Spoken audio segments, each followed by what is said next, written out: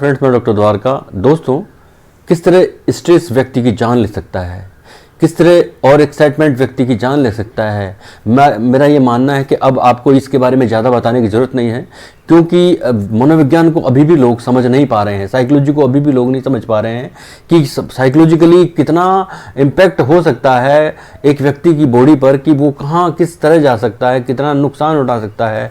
Because हमने अभी सुना है और हमने देखा है कि एक मशहूर सिंगर मिस्टर के की जिनकी डेथ हो गई है, जो बहुत अच्छी आवाज़ के मालिक ही नहीं थे बल्कि बहुत अच्छे इंसान भी थे।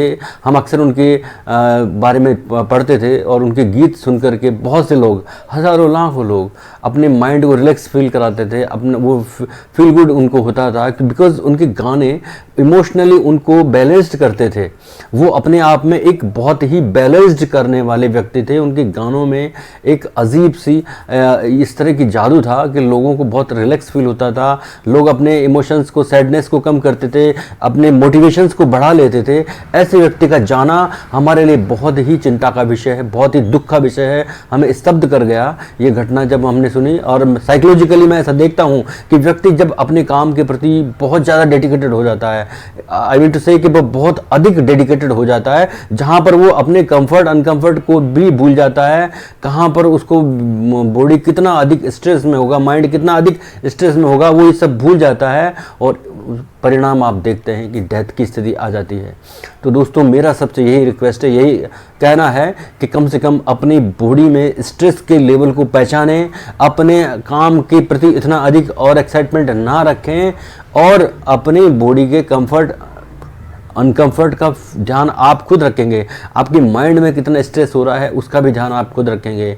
तो माइंड में स्ट्रेस को फ्री करिए। ये व्यक्ति जो हमारे जीवन से अब चला गया है, जो लेकिन वो जिंदा है अपने गानों के ज़रिए, और वो अब हमेशा ज़िंदा रहेंगे। उनके गाने हमें मोटिवेशन ही नहीं देते थे, हमें इमोशनली बैलेंस्ड करते थे। और उस व्यक्ति का हमारे सामने इतनी कम उम्र में चले जाना बड़ा दुख का विषय है हमारे लिए।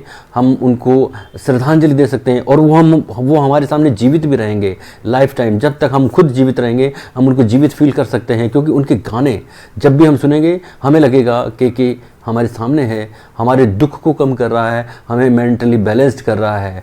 दोस्तों, अब आपको समझने की बारी है। आपको समझना है कि क्या हम स्ट्रेस ले रहे हैं, हम कितना स्ट्रेस ले रहे हैं, हम हमारे काम के प्रति हमारी जो दीवानगी है, जुनून है करने का, वो हम कितना ले रहे हैं। हम सब कुछ कर रहे हैं, हम बैलेंस्ड लाइफ जी रहे हैं, हम अच्छा खा रहे हैं, अच्छा पी रहे हैं, एक्सरसाइज कर रहे हैं, योगा कर रहे हैं, बट साइकोलॉजिकली हम स्ट्रेस कितना ले रहे हैं ये हमें सोचना है, इसका डिसीजन लेना है। और वो समय आ गया है, क्योंकि हमने इससे पहले भी देखा था सिद्धार्थ शुक्ला जो एक जो है एक्टर थे, वो चले गए थे, वो भी कार्डियक अरेस्ट गए थे, स्ट्रेस था, बता नहीं पा रहे थे।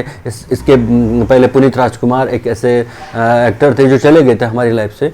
हम जिनको जो जहाँ पर जिन लोगों को लोग बहुत अधिक इंपॉर्टेंस देते हैं अपनी लाइफ से ज़्यादा, जिनको इंपॉर्टेंस देते हैं, आई मीन टू से कि वो उनको बहुत ही वो आइडियलिस्टिक पर्सनैलिटी बन जाते हैं लोगों के लिए, क्योंकि वो बहुत से लोगों को मोटिवेशन देते हैं, बहुत से लोगों को इमोशनली बैलेंस्ड करते हैं, बहुत से लोगों को बहुत अच्छा फील कराते हैं।